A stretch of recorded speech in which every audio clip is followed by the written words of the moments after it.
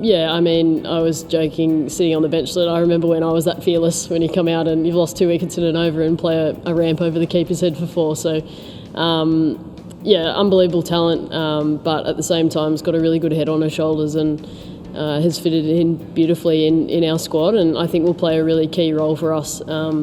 Obviously with the Bangladesh World Cup, but also an ODI World Cup in these conditions in the next 18 months. So, yeah, she's great to watch, and hopefully she's going to have a long and successful career for Australia. Oh, look, I don't think I was overly deserving of the player of the series. I mean, I'll accept it gracefully, but I thought our bowlers bounced back beautifully in the last 2 T20s, and like you mentioned, Phoebe Litchfield, Elise Perry played some crucial knocks as well. So I think it's a team award, and yeah, look, I think I'm just really proud of this group of people. I mean, we're here in India in over a month that we're traditionally at home spending time with our families, and it's the first time we've been away this time of year, and literally the girls have just jumped in and played some good hard cricket. I didn't hear one complaint, didn't hear one whinge. They just genuinely enjoyed one another's company and enjoyed being here in India and playing some good hard cricket. And in summary, I think the month that we've been here, I think we played 2.5 bad days of cricket. That was it.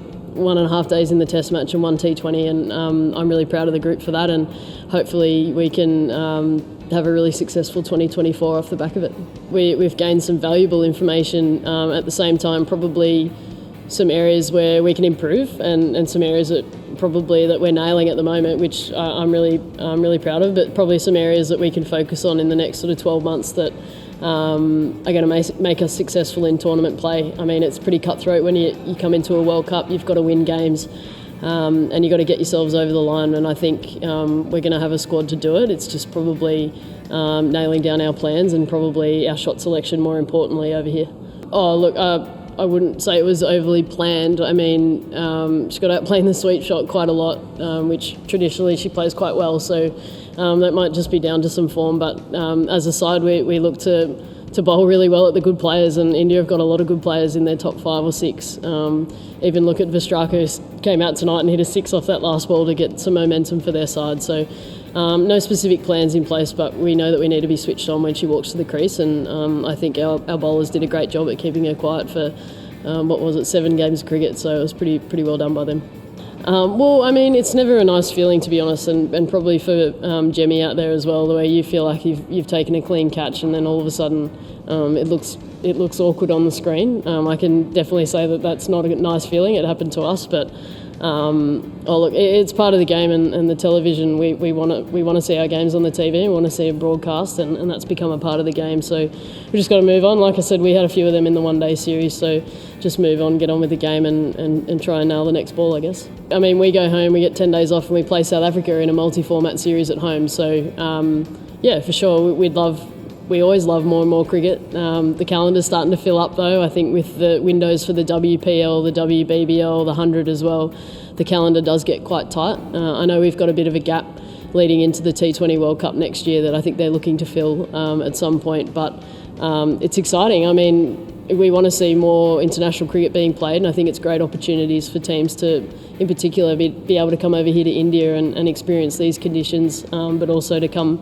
travel around the world and play around the world, because the World Cups are being played, right around the world. So, yeah, sure, we'd always love more cricket, but probably if it fits in the calendar might be the first question. I mean, I would probably just summarise it that to competitive cricketers going out there doing our job for the side. I mean, I will say that we approach it very differently, and I think that's no disrespect to her. I think we both approach it very differently, and that's over to her to deal with that. But from my point of view, there's no animosity there. I mean, I'm all for, if I need to be given a send-off, then so be it. I'm all for it, because at the end of the day, I'm chirpy behind the stumps. So if you're willing to dish it out, you've got to be able to cop it. So that's my view on it. But look, I think she's probably had really 2 hard series on the trot, and this series has been a really long one.